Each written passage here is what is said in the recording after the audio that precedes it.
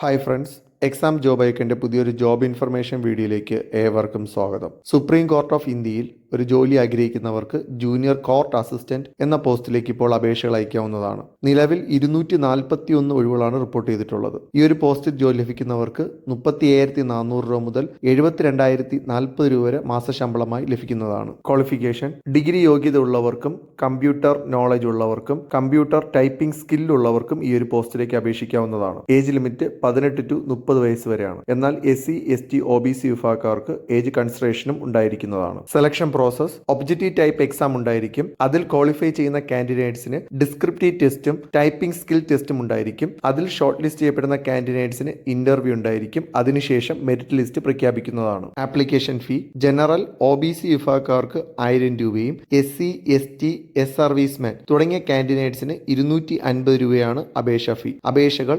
www.sci.government.in എന്ന website വഴി ഓൺലൈനായാണ് അപേക്ഷിക്കേണ്ടത്. അപേക്ഷകൾ അയക്കേണ്ട അവസാന ദിവസം മാർച്ച് 8 ആണ്. കൂടുതൽ വിവരങ്ങൾക്കായി വെബ്സൈറ്റ് സന്ദർശിക്കുക. വെബ്സൈറ്റ് ലിങ്ക് ഡിസ്ക്രിപ്ഷനിൽ ഉൾപ്പെടുത്തുന്നതാണ്. ഇതുപോലെയുള്ള ജോബ് ഇൻഫർമേഷൻ വീഡിയോസ് ആദ്യം തന്നെ നിങ്ങളിലെത്താൻ ഈ ചാനൽ സബ്സ്ക്രൈബ് ചെയ്ത് സപ്പോർട്ട് ചെയ്യുക.